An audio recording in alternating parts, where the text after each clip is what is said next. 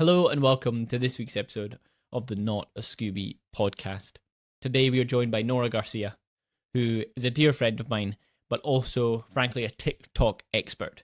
She has been on TikTok for many years now, hounding me to go on the platform and explore and post my own content.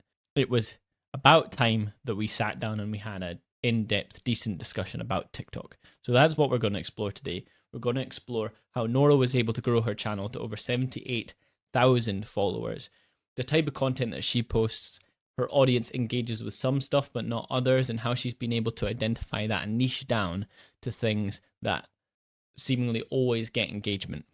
We also talk about how important authenticity is, whether that was developed or that's just her. That's just her personality from day one, which as a friend, I can pretty much vouch for. Yeah, she's like that 24/7. So without further ado, if you're looking to learn more about TikTok, if you don't spend too much time on TikTok, but you want to maybe wrap your head around it a bit, maybe get a few new ideas on what kind of content that you can be producing on your social channels, then this episode's for you. I hope you enjoy.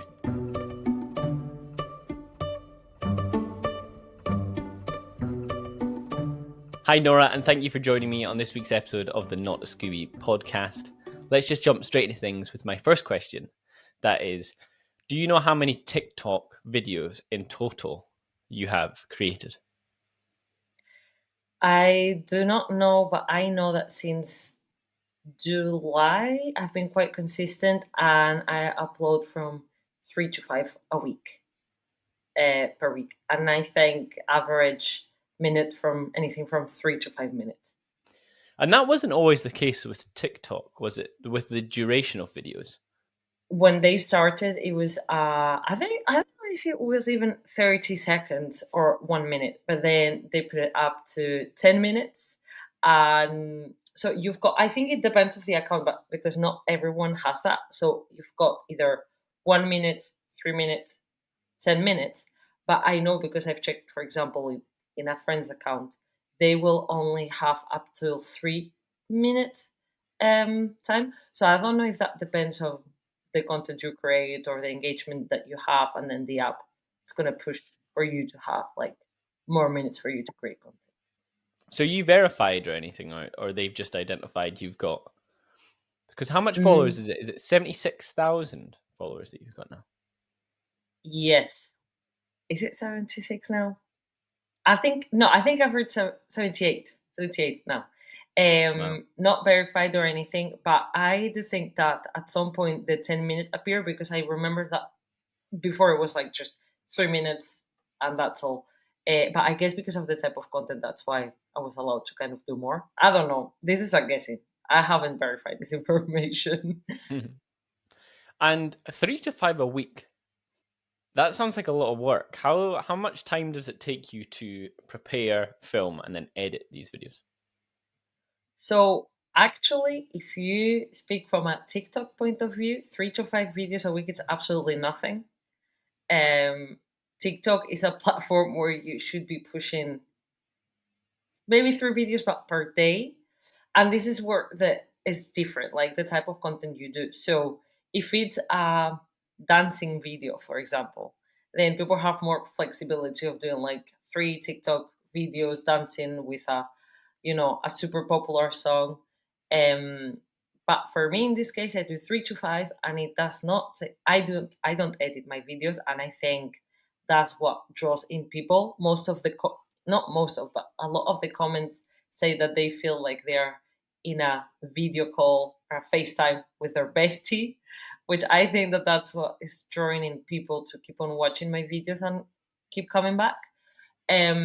So I would say that literally the duration of my video is the amount of time that takes me to do the video. I would say that sometimes for research purposes, I will be looking on TikTok for stories or Reddit in this case. But literally, I would say that in total for the amount of videos that I do, if it's 5 in a week, let's put like 15 minutes. That's how long it will take me. And as you said, people really engage with your online persona. They feel like it's really authentic. Was it always the case? Were you always so relaxed and yourself on camera, or did you start off maybe a bit stiff and then you relaxed over time, or is that just a personality thing for you that from day one you've turned on the camera and you're like, I feel comfortable? I think the camera thing has always been a case of me feeling super, super, super comfortable in front of the camera. Since I was very young, my mom bought the typical cameras that you open like that, like a very old one. And I was running around the house filming myself and everything. So I think the camera thing has always been at the forefront of everything I do. I started journalism for the same purpose. And even when we were doing like exams or like going to interview people, I never had a problem with being in front of the camera. And this is like, I don't know if it's like selfish or whatever. I do love to speak. I love to speak so much. I am known for having like a big mouth. And I think that that's what draws people into my content because I have a big mouth and that means big opinions. But very relaxed. And that's why I love TikTok because I can be myself. And when you started, because now you've really niched down, you've kind of found the thing that you love and you enjoy. But did you start out doing the TikTok dances, doing all the generic stuff? Did it take time for you to find that this combination of, would we say, gossiping and chopping vegetables is kind of your thing now? How long did it take you to find that niche? So I think that before I found like the perfect recipe, if you like, of like talking and chopping veggies and fruits, I tried to upload different, like so many different types of content. I think that the first video uploaded it was during like during COVID in 2020, something super silly, dancing or whatever, making jokes on my on my partner, like silly things. Of course, nothing worked. There is so many of that already. There is so many people doing dancing videos in the US that got like I don't even know 80 million views. It was an explosion. Whatever. From there, I went to do workout videos. I'm not a fitness influencer. Who do I think I am? Of course, they didn't work. Then I went into doing more like this type of aesthetic videos because I always love to create content. It doesn't matter if I'm in front of the camera or behind the camera, like content in a restaurant. Okay, there is already content creators for those purposes, like travel influencers that travel, whatever you want to call that niche of influencers. Um, Other videos that I did just speaking, they didn't work. There's already people speaking out there. And then at one point, and I don't know, I think that was later last year, so later 2024, I did a video speaking whilst I chop and it got more engagement. I didn't think anything of it. So I kept on doing my thing, talking, doing videos, or like doing my skincare, whatever didn't work. Until then, I was again another video cutting, but I did this casually. Like, let me do some content whilst I cut, so I do something of my time. And then that worked as well. And then I kept on doing that. But not because I had a lot of views, but rather the comments, as in, like, I love seeing this girl chopping vegetables and fruits while she talks. I'm like, maybe I'm into something, you know? And either way, I need to eat, so I'm going to be cutting things every way, every day. So I kept on doing that while speaking about like topics that are either going to think something or the complete opposite. So I will have people that come to see my content because they find something nice about it in terms of like ASMR. I like just the pleasure of seeing someone cutting something. My knife is very good as well, so that that's 50% of the job. And then you have the other type of people that will come in to just literally give their opinion or like be super against of what I'm saying or like be super um, in agreement with me, and that make people share that with people as well, which increases engagement. So, yeah, it took me a while to get to know my niche, if you like. So is that maybe a tip for people that are struggling to find the time to create content? You found something that you're going to do anyway, that you're going to spend your time chopping anyway. So really all you're doing is putting your phone down and talking as you do it. So maybe say if it's videographers similarly wanting to do a multitasking style video, maybe while I'm preparing my kit for a shoot, I'm talking. I'm checking over my camera settings and I'm giving a tip or I'm giving my opinion on something that's happened. Maybe that's a tip for people to take away. Have you ever changed your opinion? Have you ever posted a video and then thought, maybe I've changed my mind on that? Uh, so not that I changed my mind on that, but there was a video that I deleted where I spoke about. I'm not going to say the case just in case, but um, I posted it, and then I realized that maybe my lack of knowledge, even if I'm just giving my opinion, my lack of knowledge could affect others personally.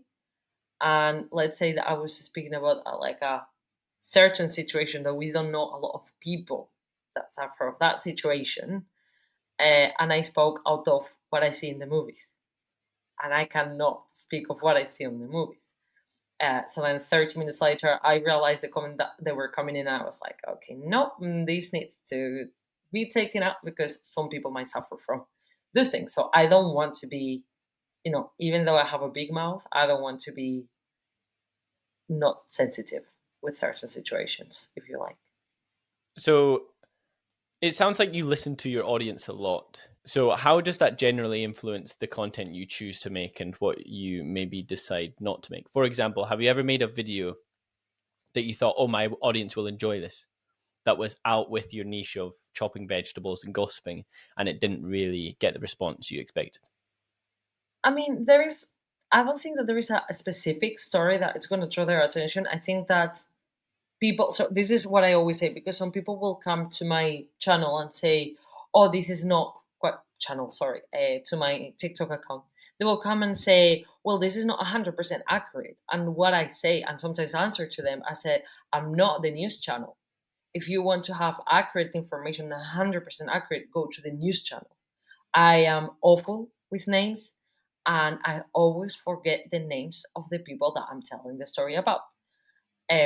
So what I always say, and I think that that's what draws people into my videos, I'm not replicating another story that I've heard in the news or from someone else, which there's a lot of people that do on TikTok, and that's completely fine. What I do is I'm gonna give you a headline if you like, some background information, and then I'm gonna say my opinion. I think that that's what makes it different, is that there is my opinion behind it.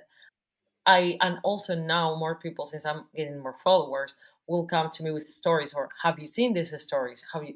And that helps me because I can go check the content that maybe they've given me another video for free, if you like.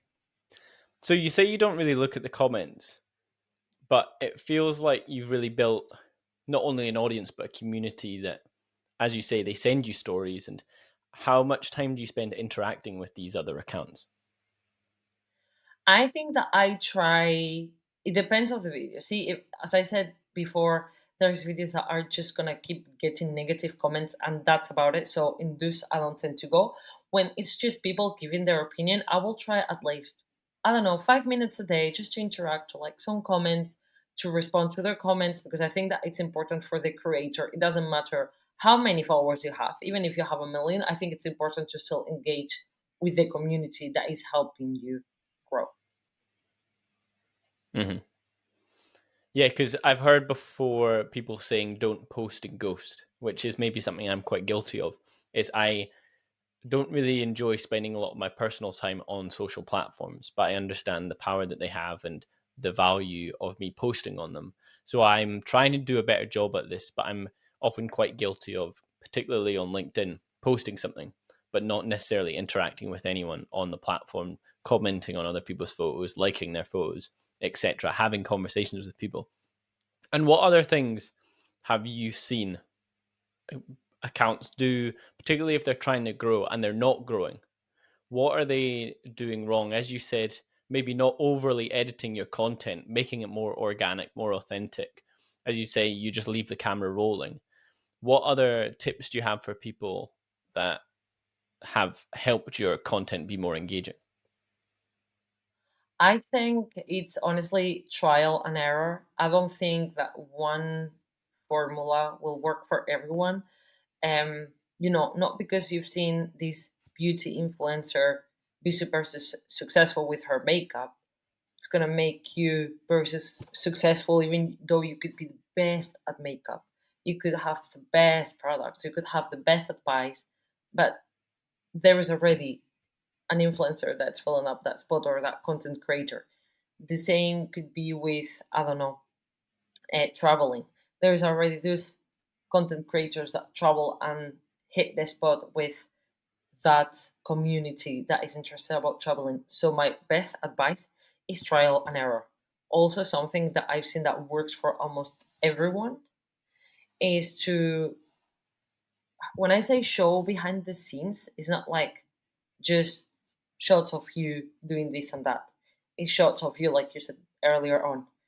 Get my, I don't know, luggage ready with me to go for a film movie, and then you put one thing and the other whilst you speak, whilst you engage with them.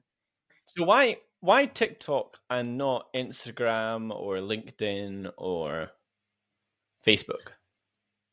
Well, LinkedIn is just for job purposes, right? I think that LinkedIn is just the professional Instagram. Facebook, if it were for me, I would just completely eliminate Facebook. I think once our parents stop using social media, Facebook is gonna go with them. And then TikTok, I feel like you can truly be yourself. I think that Instagram still has that hint of like perfection or like perfect image that you have to portray, and like, not to have like a messy um Instagram grid. And I think it still has that aspect of it. I mean, Instagram has tried to copy TikTok. Instagram was image only. And when you're scrolling on Instagram, how many images versus video appear in your feed? That's just purely because of TikTok. LinkedIn is copying TikTok. Now you have a feature. I know that in the app, if you check LinkedIn on the app, you have a video feature where you can scroll as well. So I think that out of all of them, my favorite is TikTok because A, you find every type of content. B, is the most honest app, I believe.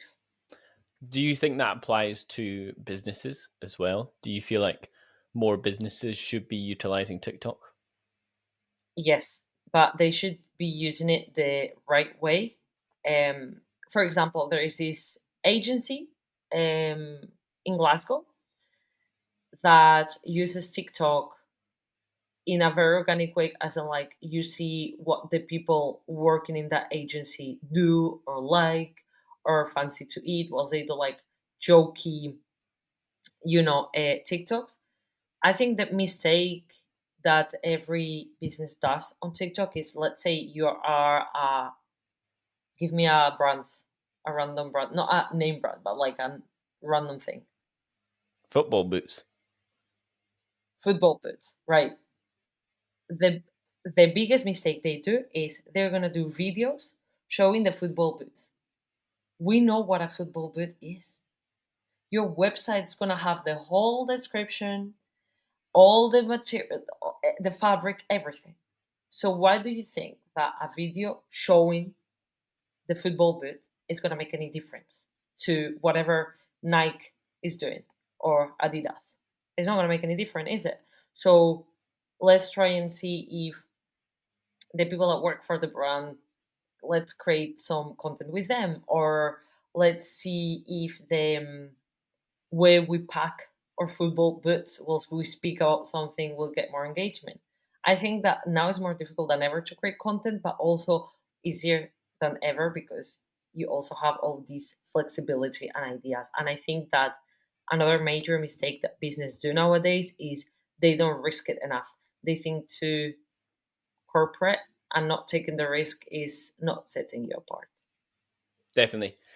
I do think there's a few brands that come to mind that I think, oh yeah, they're kind of pushing the boat out a bit. Curry's, Curry's with they have technology.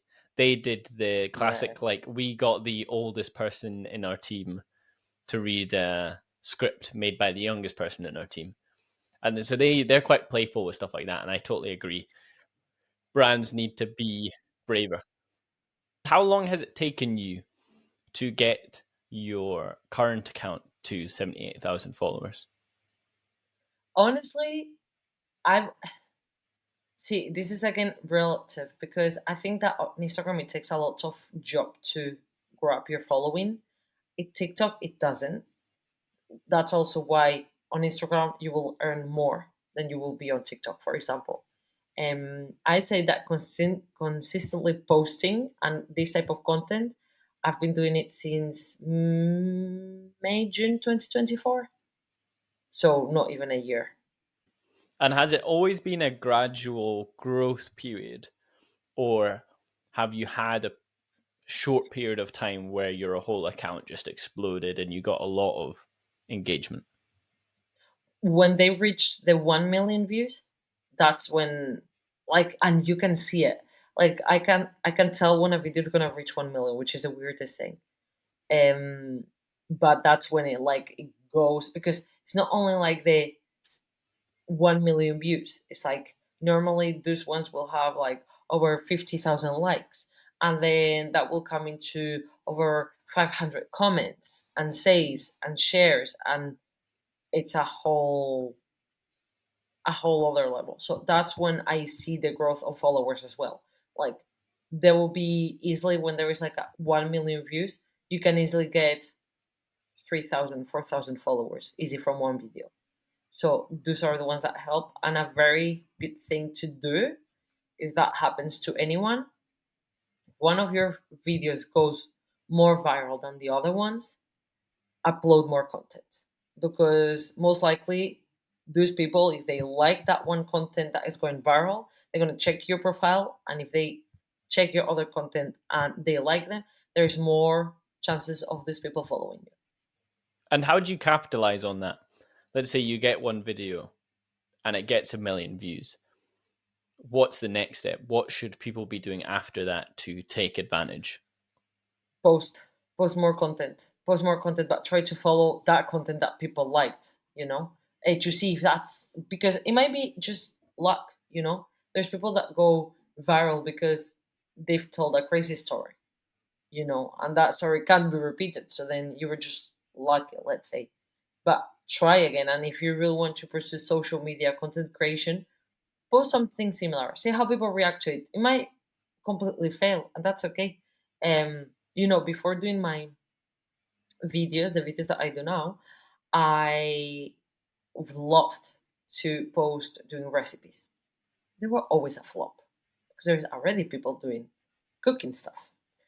Now more and more people ask me, I really want to know what you're cooking after cutting all these veg and all these fruit. Like, what are you doing with that? And then I posted 2 videos, very messy videos, like literally filming as I go. Not even like the perfect shot, the perfect lighting, no. Filming as I go, showing the final result, and it worked. Something that wouldn't have worked a year ago, now it went viral as well, like the rest of the videos. So again, trial and error. But if you have a video that it's growing and going and going and having more views, post something after, and see where you can go with that. And your personal content, it's reached audiences beyond TikTok, beyond social media. You've also been the guest on a few, well, we call them news programs, breakfast programs in I would Spain. say breakfast programs. Let's go for that. I think it's breakfast Mhm. program. Can we talk about that experience? How did that come about in the first place?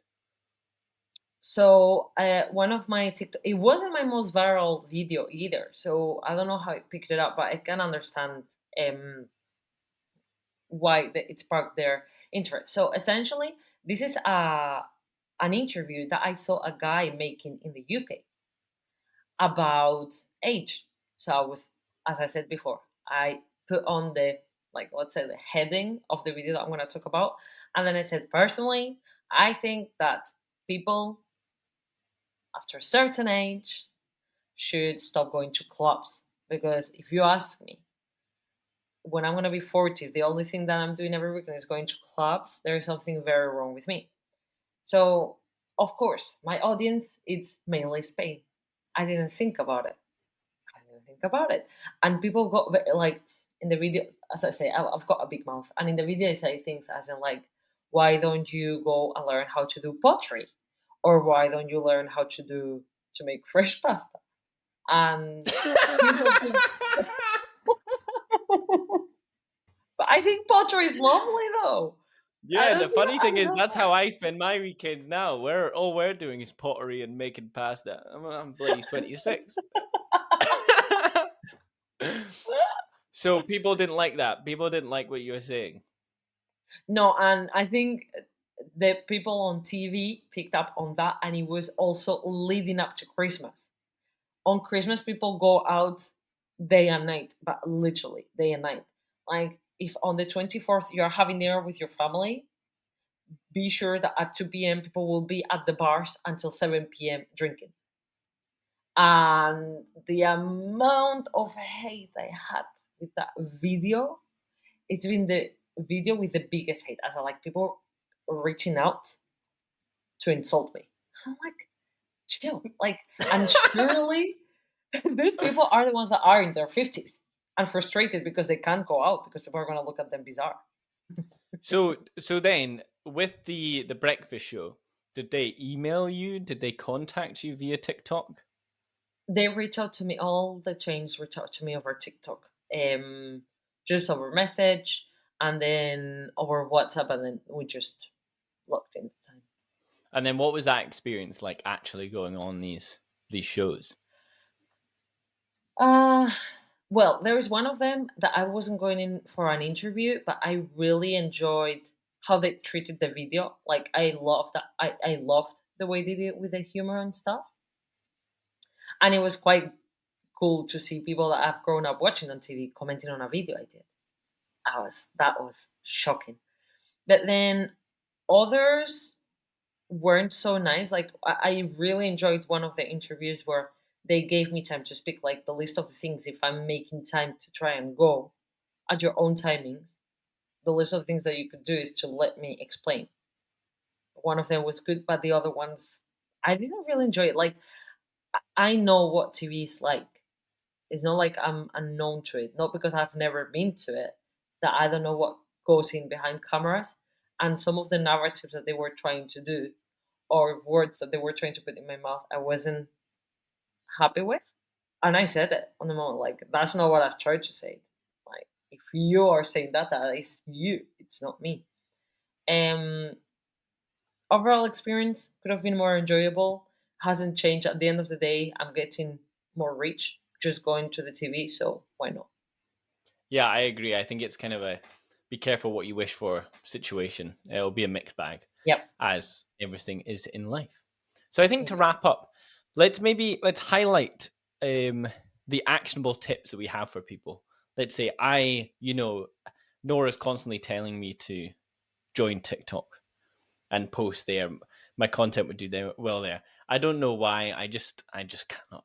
I can never really bring myself to do it.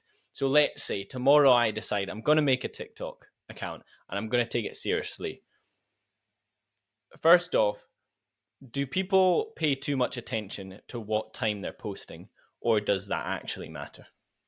No, honestly, I post at 2 p.m. Other times I post at 8 p.m. If the video's gonna work, it's gonna pick up. So I don't think it matters. And then, as you say, you typically do like 3 to 5 a week. But should people do even more if they're is there too much posting on TikTok? Can you literally post too much? I don't think there is too much. Like there is some people that literally will post 7 videos a day, but then that's the thing. Like you can differentiate these two creators. One of them, if it's a 30-second video and it's a dancing video, you can post up to 10. It's not that big of like you're not going to be working so much. But then there's other people that are going to post less videos. It's going to be more edited. But my one tip is don't over edit on TikTok. TikTok is no YouTube. I think if anything, making your video more beautiful, if you like, it's gonna bring less attention to it. I think that is a good piece of advice, and it seems to be the main differentiation between TikTok and all the other platforms, because particularly YouTube, if you make stuff look really cinematic, it does feel like it gets rewarded for it. Meanwhile, TikTok seems to be the opposite. So post as much as humanly possible. Does quality or quantity? Should you only be posting good content that you actually believe in and that you think is valuable? Well, I think you will never post something that you don't personally think it's gonna, um, work. I think there is no amount of right and wrong. I do think though, like for example, if I do not post anything for a week on TikTok, I say TikTok is gonna penalize me just to describe it. But I do see a decrease in views. I think you have to be constant in your own way. Not everyone has the time, neither the capability to be creating, I don't know, 7 videos a week, 10 videos a week. You might not have it. Do with what you can, but see what works, see what doesn't. Don't fixate in one type of content. Try different types of content and see what works for you and for your audience. Captions, the actual text side of your posts. Literally, my captions are the silliest thing ever. I used to, before, a nice caption with all the hashtags. Can you believe that since I don't put any hashtags on my videos, they've worked better than ever? The CEO of Instagram, and I know, again, different platforms, but the CEO of Instagram came out and said that hashtags make no difference. You And can I use think, hashtags all you want, but they will not increase engagement yeah, or exposure or anything. So yeah. And I don't know anyone that goes into a hashtag to see other posts that are under that hashtag. Legit. exactly. Like SEO, do you consider when you're writing your caption how this applies to SEO and all the different words you're using? I honestly, I don't consider those things because at the end of the day, I'm telling different stories. It either works or not, but I do know that the new generations are kind of using TikTok as Google. So I don't know what it's the maths behind that. I've never checked. I don't think it's SEO per se, but I know that there's something behind there because I think so. So to close, is there any other piece of advice or a lesson that you've learned over your time creating TikToks, being on TikTok, that you would really push towards anyone that's thinking of taking this really seriously? What's the one tip or lesson that you've learned that is really important? Honestly, film that video and post that video. The rest will come its way. That's it. Because you can be thinking about posting a video forever and ways of editing it and taking inspo from others. Don't do that. That's a waste of time. Just make the video you feel like it's good and post it. Just post it. Don't wait for it. Don't wait for a strategy. Don't wait for it. Post it and see how it goes. Amazing. Well, on that note, Nora, thank you so much for joining me on this week's episode of the Not a Scooby podcast. Thank you.